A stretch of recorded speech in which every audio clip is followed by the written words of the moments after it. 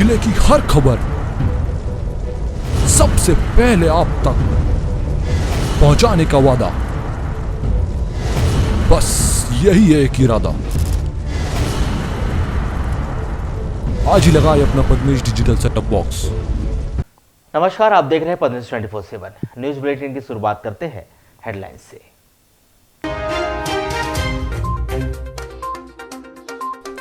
पूर्व जिला पंचायत सदस्य डाली दमाई हत्याकांड में आरोपियों की गिरफ्तारी की मांग को लेकर लालबर्रा रहा पूरी तरह बंद। निजी अस्पताल में नवजात की मौत पर परिजनों ने मचाया हंगामा, लापरवाही पर कोतवाली में की शिकायत।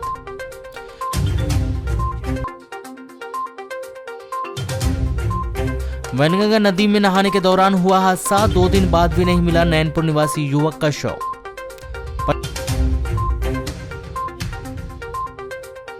पंचायतों में खरीदी बिक्री पर शासन की नजर, जीएसटी के माध्यम से टैक्स लेने की शुरू हुई तैयारी।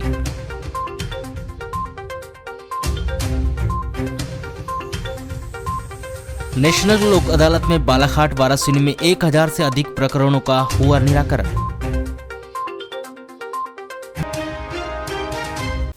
नगर के वार्ड नंबर 28 बर्फ फैक्ट्री रोड स्थित गणपति मेमोरियल निजी अस्पताल में उस वक्त हंगामा मच गया जब प्रसव के तुरंत बाद एक नवजात बच्चे की मौत हो गई। इस पर प्रसूता के परिजनों ने महिला चिकित्सक डॉक्टर श्वेता सहारे पर समय रहते ऑपरेशन न करने और कार्य में लापरवाही बरतने का आरोप लगाते हुए अस्पताल परिसर में जमकर हंगामा मचाया, जहां उन्होंने महिला चिकित्सक को नवजात बच्चे की मौत का जिम्मेदार ठहराते हुए उन पर वैधानिक कार्रवाई किए जाने की मांग की है, जिसकी शिकायत प्रसूता के परिजनों के द्वारा डायल 100 के माध्यम से कोतवाली पुलिस को दी गई, जिसमें प्रसूता के परिजनों ने इस पूरे मामले की जांच करने और एक नर्स के हाथ ट्रीटमेंट कराने वाली महिला चिकित्सक पर कार्य में लापरवाही बरतने का आरोप लगाते हुए कार्यवाही की मांग की है। प्राप्त जानकारी के अनुसार नगर के वार्ड नंबर 19 आजाद चौक निवासी निर्देश सेवईवार की पत्नी सुनीता सेवईवार 33 वर्ष प्रेगनेंसी के शुरुआती दौर से ही गणपति मेमोरियल हॉस्पिटल में ट्रीटमेंट चल रहा था, जहां की प्रमुख डॉक्टर श्वेता सहारे पिछले 9 माह से सुनीता सेवईवार की समय समय पर जांच कर उपचार, दवाइयां व परामर्श भी दे रही थी। शुक्रवार रात करीब 1 बजे प्रसव पीड़ा होने पर सुनीता को उसके पति दिन निर्देश सेवईवार सहित अन्य परिजनों ने प्रसव के लिए गणपति मेमोरियल अस्पताल में भर्ती कराया था, जहां रात 2 बजे प्रसूता को ऑपरेशन कक्ष में ले जाया गया। पूरी रात डॉक्टर घर से ही नर्स को ट्रीटमेंट देने की सलाह देती रही। जब सुबह करीब 6:30 बजे प्रसूता के परिजनों ने अस्पताल स्टाफ पर दबाव बनाना शुरू किया, तब जाकर महिला चिकित्सक अस्पताल पहुंची, जो मामले का संज्ञान लेते हुए तुरंत ऑपरेशन कक्ष में गई, जहां प्रसूता को करीब 5 मिनट देखने के बाद प्रसूता के परिजनों को 1 घंटे का इंतजार नॉर्मल डिलीवरी के लिए करने के लिए कहा गया। इस पर परिजनों ने उन्हें रात में अस्पताल क्यों नहीं आई या पूछा गया, तो महिला चिकित्सक प्रसूता के परिजनों पर भड़क गई और चले गई। जहां महिला चिकित्सक पुनः 8:30 से 9 बजे के बीच ऑपरेशन थिएटर पहुंची, जहां प्रसूता का ऑपरेशन कर डिलीवरी करवाई गई, जिसके तुरंत बाद बच्चे की तबीयत खराब हो गई और ऑक्सीजन लेवल नीचे जाने लगा, जिस पर अस्पताल प्रबंधन के द्वारा नगर के एक बाल एवं शिशु रोग विशेषज्ञों को अस्पताल बुलवाया गया, जहां शिशु रोग विशेषज्ञ ने बच्चे के काफ़ी कमज़ोर होने की जानकारी देते हुए हार्ट बीट बढ़ाने के लिए इंजेक्शन लगाया गया था, जिसके बाद नवजात बच्चे की मौत हो गई। मेरा बेटा होता है, मेरे साथ में थी। अच्छा। हमने 2 बजे लेबर रूम में लेके गए पेशेंट को। हमने बोले मैडम को बुला, मैडम क्या पोजीशन है वो बता देगी, आपको नहीं समझता। प्राइवेट असिस्टेंट नर्स थी तो वो बोले नहीं, बोले हम मैडम बोले कॉल के द्वारा बता रही है, हम वही इलाज कर रहे हैं। बोले तो मैंने बोली मैडम इतना बड़ा हॉस्पिटल कॉल के द्वारा ही संभाल रही है क्या?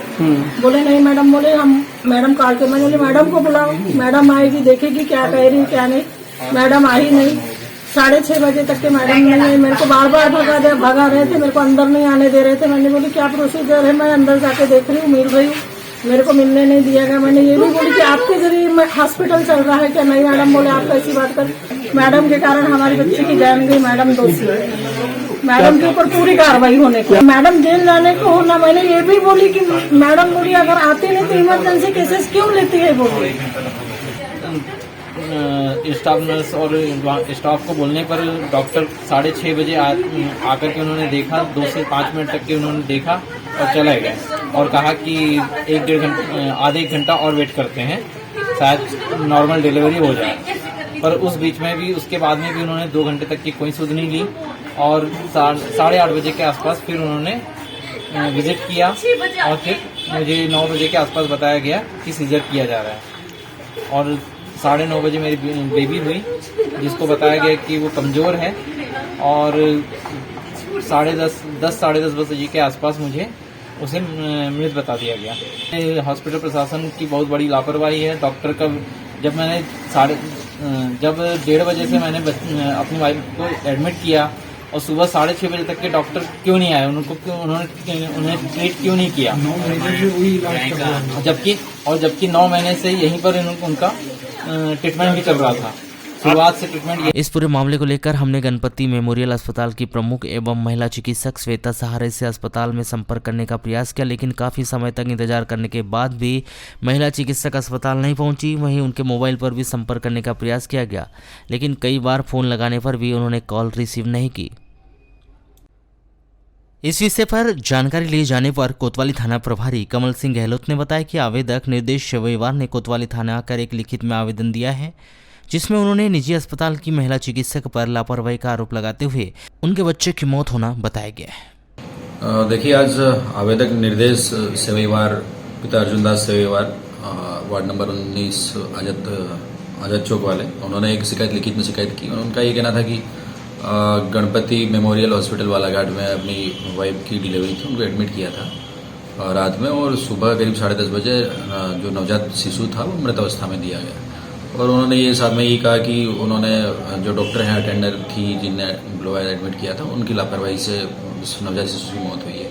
फिलहाल हमने आवेदन लिया है और इसकी जांच की जाएगी, और जांच में CMHO साहब को भी एक लिखित में पत्र दिया जाएगा। वो अपनी टीम गठित करके जो उसमें जांच करवाएंगे। जांच के बाद जो भी तथ्य आएंगे उस आधार पर कार्रवाई की जाएगी।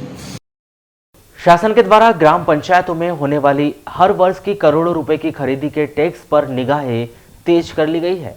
नतीजा, हर पंचायत को यह फरमान सुना दिया गया है कि वह अपना GST नंबर ले ले, जो भी सामान की खरीदी करे रजिस्ट्री नंबर के माध्यम से टैक्स जरूर भरे।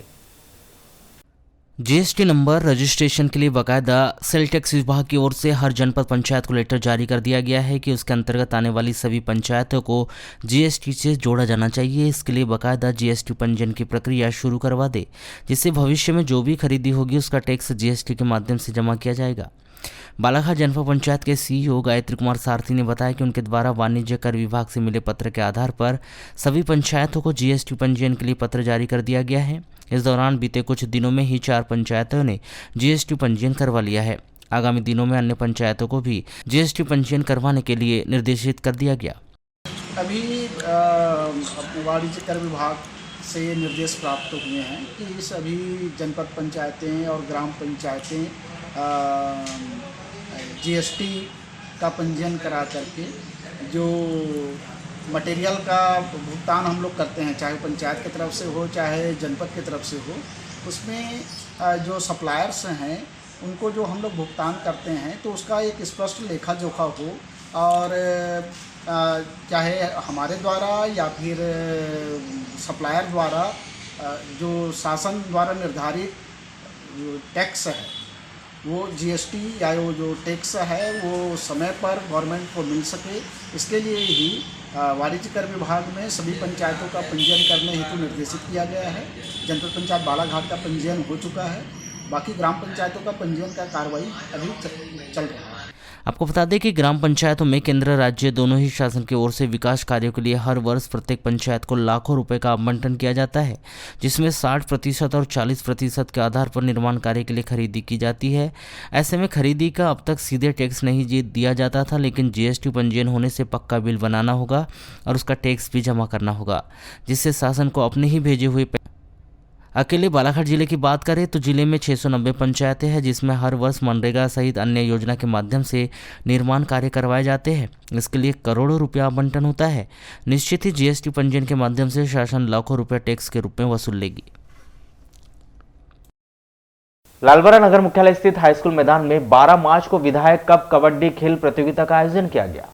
विधायक कप कबड्डी प्रतियोगिता में बालाघाट विधानसभा क्षेत्र की पुरुष व महिला कबड्डी टीम शामिल हुई, जिनके द्वारा अपने खेल का उत्कृष्ट प्रदर्शन किया जा रहा है और आयोजित कबड्डी प्रतियोगिता का देर रात समापन किया जाएगा। एवं पुरुष वर्ग में प्रथम पुरस्कार 10,000 रुपये, द्वितीय पुरस्कार 7,000 रुपये, तृतीय पुरस्कार 5,000 रुपये। महिला वर्ग में प्रथम पुरस्कार 5,000, द्वितीय पुरस्कार 3,000, तृतीय पुरस्कार 2,000 रुपये अतिथियों के हस्ते प्रदान किया जाएगा। जोरदार सर्विस लेकर इस समय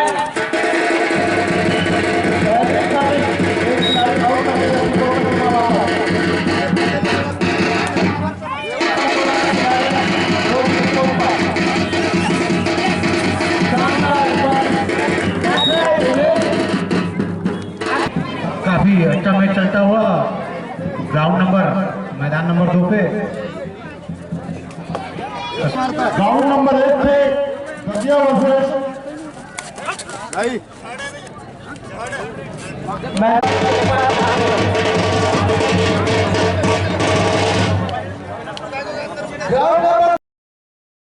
वाराणसी नगर के शासकीय सिविल अस्पताल परिसर में शनिवार को आंगनवाड़ी कार्यकर्ताओं की बैठक का आयोजन किया गया। यह बैठक संगठन पदाधिकारी सदस्यों की उपस्थिति में प्रारंभ की गई, जिसमें कार्यकर्ताओं के द्वारा पूर्व से लंबित मांगों को लेकर विचार विमर्श किया गया कि शासन से आंगनवाड़ी कार्यकर्ताओं को नियमित करने की भी मांग की जा रही है। कार्यकर्ताओं ने बताया कि विभाग की जो भी योजनाओं का क्रियान्वयन करने के लिए निर्देशित किया जा रहा है, उसके लिए किसी प्रकार के फंड की व्यवस्था नहीं की जा रही है, जिसके कारण कार्यकर्ताओं को स्वयं के व्यय पर कार्य करना पड़ रहा है। वहीं मुख्यमंत्री के द्वारा 1500 रुपये एरियर्स सहित देने की बात कही गई थी, जो वर्तमान तक नहीं दी गई। वर्तमान में महंगाई आसमान छू रही है, परंतु वेतन वृद्धि नहीं की गई एवं जिस प्रकार से योजनाओं का संचालन करने के लिए अधिकारियों के द्वारा बिना फंड के दबाव बनाया जाता है, इसके कारण आंगनवाड़ी कार्यकर्ता परेशान हो चुकी है, जिसको लेकर विस्तार पूर्वक चर्चा की गई।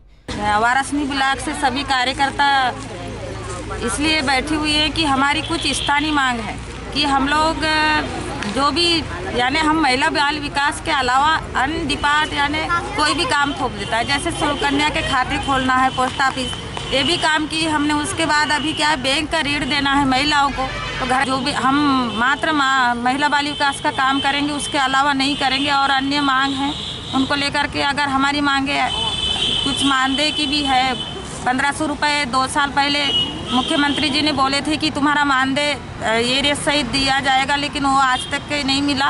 और हमारे मंगल दिवस से ये भी कार्यक्रम हो रहे, तो उसका भी पैसा अभी तक के नहीं डाला है। हमारी जो कार्यकर्ता बहनें, इनके साथ में शोषण बहुत हो रहा है। हर क्षेत्र में हर विभाग वाले हमारे कंधे पर जवाबदारी देते, तुमको ये काम करना है, वो काम करना है। मैं आज शासन और प्रशासन दोनों को आह्वान कर रही हूँ कि यदि आंगनवाड़ी कार्यकर्ताओं को ये अपने विभाग के अलावा दूसरे विभाग का यदि काम देते हैं और हमारा मानदेय में बढ़ोतरी नहीं होती या हमको नियमित नहीं किया जाता है, तो मैं आज सारी बहनों के ओर से शासन प्रशासन को चेतावनी दे रही हूँ कि हम आने वाले समय में 1-2 दिन बाद बोलो या 8 दिन के अंदर में बोलो, जैसा भी है ना, तो हम भूख हड़ताल करेंगे। सारी वाराणसी परिषद, सारा बालाघाट जिला बैठने के लिए तैयार है भूख हड़ताल में और अनिश्चितकालीन हड़ताल में। डाइवर्टेड भूमि से नक्शा नहीं मिलने के कारण जमीन की रजिस्ट्री के लिए पक्षकारों को बहुत ही परेशानी का सामना करना पड़ रहा है। साथ ही प्रॉपर्टी का व्यवसाय करने वाले लोग भी खासे परेशान हैं। प्रॉपर्टी एसोसिएशन के करीब 1 दर्जन पदाधिकारी शनिवार को कलेक्टर कार्यालय पहुंचे, जहां उन्होंने कलेक्टर से मुलाकात कर मुख्यमंत्री के नाम ज्ञापन सौंपकर डाइवर्टेड भूमि से नक्शा दिलाए जाने की मांग की, ताकि पक्षकारों को परेशानी का सामना न करना पड़े। आज हम लोग कलेक्टर साहब से मिलने आए। हमारा छोटा मोटा प्रॉपर्टी का बिजनेस है, हम लोग प्लाटिंग करके बेचते हैं प्लाट, जिसमें हम लोग पटवारियों के पास जाते हैं तो पटवारियों का कहना है कि एसडीएम साहब का आदेश है, कलेक्टर साहब का आदेश है कि हमें से नक्शा नहीं दिया जाए। जबकि पहले बीच में हमारी बात हुई थी तो एसडीएम साहब ने बोले कि आप डाइवर्सन कराओ, हमने डाइवर्सन करा ली। अब हमारी किसी की 25 डिसमिल जमीन है, किसी की 50 डिसमिल है, किसी की 1 एकड़ जमीन है। अब उसमें से हम अगर चिल्लर नहीं बेचेंगे तो इकट्ठा कौन लेगा हमसे। आज हम तो छोटे मोटे व्यापारी हैं तो रोड पे आ जाएंगे। आज मध्य प्रदेश में ही हर जगह अलग अलग नियम, मंडला सिवनी में ऑनलाइन नक्शे में रजिस्ट्री हो रही है, सब जगह हो रही है। सिर्फ एक बालाघाट में ही एक ऐसा है कि यहाँ पे हर बार प्रताड़ित किया जा रहा है, जिसमें क्या हो गया, बड़े बड़े माफियाओं का इसमें भी संलग्न हो गया है। जैसे आपने देखे होंगे रेत और दारू का चल रहा है, वैसे भी बड़े बड़े माफिया ये चाह रहे हैं कि छोटे मोटे जो व्यापारी है वो निपट जाए। नियम क्या कहता है इसमें? क्या नियम ये कहता है कि जैसे डाइवर्टेड जमीन है तो उसमें वो चिल्लर टुकड़ों में बेच सकता है। आज किसानों को भी हर समय से हमने जिनसे लिए वो हमारे पे परेशान कर रहे हैं, हमने जिसको प्लाट बेचे वो परेशान कर रहे हैं हमारे से। नहीं तो आपने इसमें शहर के मुख्य सड़कों में से एक जर्जर होने की कगार में पहुंच चुकी गौरव पथ का मरम्मती कार्य आखिरकार प्रशासन के द्वारा शुरू करवा दिया गया है, जिससे आगामी दिनों में जिलेवासियों को आवागमन के लिए बेहतर सड़क उपलब्ध हो पाएगी। हालांकि इस विषय में पदवेश 24/7 के द्वारा अपने दर्शकों को 24 फरवरी की न्यूज़ में इस बात की जानकारी दे दी गई थी कि 4 करोड़ 15 लाख रुपए में गौरव पथ का मरम्मत कार्य किया जाना है। आपको बता दें कि मरम्मत कार्य के दौरान जयस्तंभ चौक से लेकर अंबेडकर चौक से मोती तालाब चौक और मोती तालाब चौक से दोनों सड़कें, पॉलिटेक्निक चौराहा तो दूसरी सरेगा रेलवे फाटक तक मरम्मत कार्य किया जाना है। शनिवार को जयस्तंभ चौक से अंबेडकर चौक तक मरम्मत कार्य प्रारंभ कर दिया गया। मरम्मत कार्य में लगे कर्मचारियों के अनुसार आगामी 15 दिनों के भीतर गौरव पथ का मरम्मत कार्य पूरी तरह से कर लिया जाएगा। वहीं दूसरी ओर पॉलिटेक्निक चौराहा से लेकर जागपुर घाट और पॉलिटेक्निक चौराहा से गायकुरी पहुंच मार्ग के साथ ही हनुमान चौक से स्टेशन पहुंच मार्ग का मरम्मतकरण और नवीनीकरण निर्माण कार्य किया जाना है। इसके लिए भी लागत और पूरा खाका तैयार कर लिया गया है। इसके अनुसार लगभग 2 करोड़ 25 लाख रुपए में यह कार्य किया जाना है, जिसके लिए शायद अभी जनता को कुछ दिन इंतजार करना पड़ेगा। बब्बर सेना प्रमुख, लोधी महासभा के जिला उपाध्यक्ष व पूर्व जिला पंचायत सदस्य डाली दमाई हत्याकांड के आरोपियों की गिरफ्तारी की मांग को लेकर सर्व समाज के द्वारा 12 मार्च को लालबर्रा बंद का आह्वान किया गया था, जो पूर्णतः सफल रहा एवं अति आवश्यक सेवाओं को छोड़कर सभी प्रतिष्ठान पूर्णतः बंद रहे और लालबर्रा के दुकानदारों ने भी सर्व समाज के इस बंद को अपना प्रतिष्ठान बंद रखकर समर्थन दिया। बंद के दौरान मुख्यालय के बस स्टैंड व सहित अन्य चौक चौराहों में पुलिस सुबह से ही मुस्तैद रही। 12 मार्च की सुबह बाइक रैली निकालकर सर्व समाज के द्वारा नगर भ्रमण किया गया एवं लोधी महासभा के जिला उपाध्यक्ष, पूर्व जिला पंचायत सदस्य डाली दमाई हत्याकांड में विश्व हिंदू परिषद के प्रांत मंत्री ललित पारदी को मुख्य आरोपी बनाकर गिरफ्तार करने एवं 3 मार्च की रात्रि में कोसमी में हुए विवाद में 6 नामजद एवं 150 अन्य लोगों पर बलवा व विभिन्न धाराओं के तहत अपराध दर्ज किया गया है, उसे वापस ले जाने की मांग की। मांगे 19 मार्च तक पूरी नहीं होने पर आगामी 20 मार्च को भव्य आंदोलन करने की भी चेतावनी शासन प्रशासन को दे दी गई है। इसी तरह शनिवार को दोपहर 2 बजे तक नगर मुख्यालय व समीपस्थ ग्राम में बंद का असर देखा गया, जिसके बाद लोगों ने अपने इच्छानुसार अपने प्रतिष्ठान खोलना शुरू की। आज डाली दमाई के हत्या के विरोध में जो हमारा बालाघाट जिला बंद किया गया, उन अपराधियों को आज तक किसी भी रूप में इनको सजा का प्रावधान नहीं दिया गया। तो इसी के विरोध में हम आज लालबर्रा ब्लॉक के सभी व्यापारी साथी, सुजाति बंधु, सर्व समाज के लोगों द्वारा संपूर्ण रूप से लालबर्रा बंद कर शासन और प्रशासन को हमने जागृत कराया है कि ऐसे अपराधियों पर तत्काल कार्रवाई कर उचित दंडात्मक कार्रवाई हो। डाली दमाई के हत्यारों की गिरफ्तारी को लेकर, मुख्य आरोपी ललित पारदी की गिरफ्तारी को लेकर और ललित पारदी के खिलाफ जो मामला अभी तक पुलिस ने बनाई नहीं है, उसको लेकर लालबर्रा बंद किया है। लालबर्रा बंद के लिए सभी व्यापारियों को, सभी संगठनों को धन्यवाद देते हैं और आपके माध्यम से 20 मार्च तक का रानी अवंतीबाई के शहादत दिवस के दिन तक का फिर समय देते हैं पुलिस प्रशासन को, जिले के प्रशासन को, ललित पारदी और सभी हत्यारों पर मामला बनाकर उनको गिरफ्तार करें और 20 मार्च तक गिरफ्तारी नहीं होती है, मामला नहीं बनता है। इस आंदोलन का रूपरेखा 20 मार्च के दिन रानी अवंतीबाई चौक पर। आप जानते हैं विगत दिवस डाली दमाई जी की हत्या जो हुई थी और उसको लेकर जन आक्रोश बना हुआ है और जो आरोपी है, जैसा कि चश्मदीद गवाहों ने बताया है और जो आम जनमानस के माध्यम से चीज़ें निकल के आ रही, जो मुख्य आरोपी ललित पारदी है उसके खिलाफ कोई अपराध पंजीबद्ध न किया जाना, उनकी गिरफ्तारी न किया जाना, उस मामले में निष्पक्ष जांच न किए जाने को लेकर जन आक्रोश बना हुआ है। उसी को लेकर आज लालबर्रा बंद था, जो पूर्णतः सफल रहा। आज लालबर्रा के सभी व्यापारियों ने, हमारे किसान साथियों ने, हमारे मजदूर यूनियन के साथियों ने और सभी वर्ग ने जो है यहाँ पर बंद कर इसका समर्थन किया है और कहीं ना कहीं यह बंद यह निश्चित रूप से दिखाता भी है कि जन आक्रोश बना हुआ है। और उसी तारतम्य में आज यहाँ पे कार्यक्रम था, ज्ञापन सौंपा गया है तहसीलदार महोदय। 20 मार्च तक के कार्रवाई करने का अल्टीमेटम सर्व समाज के लोगों ने दिया है और 20 मार्च तक कोई कार्रवाई नहीं होती तो आगामी रूपरेखा में तय की जाएगी।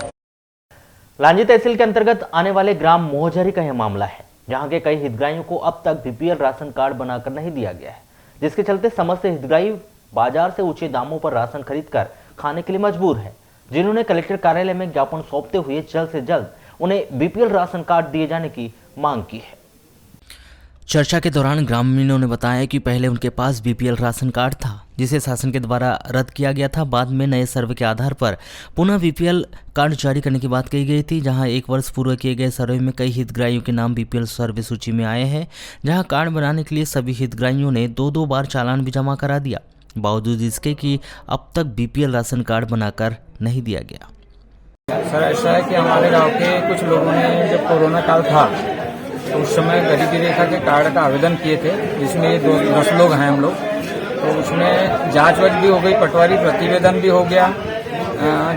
जो शासकीय प्रोसेस रहता है उसमें राशन कार्ड के लिए चालान कटाना पड़ता है, वो भी कटवा लिए 2-2 बार। उसके बाद भी तहसीलदार कार्यालय से राशन कार्ड के लिए आदेश अभी तक जारी नहीं हुआ, जिसके कारण हमको गरीबी रेखा में ऊंचे दाम पे अनाज लेना पड़ रहा है। बच्चों की पढ़ाई में भी कोई बेनिफिट नहीं मिल पा रहा है।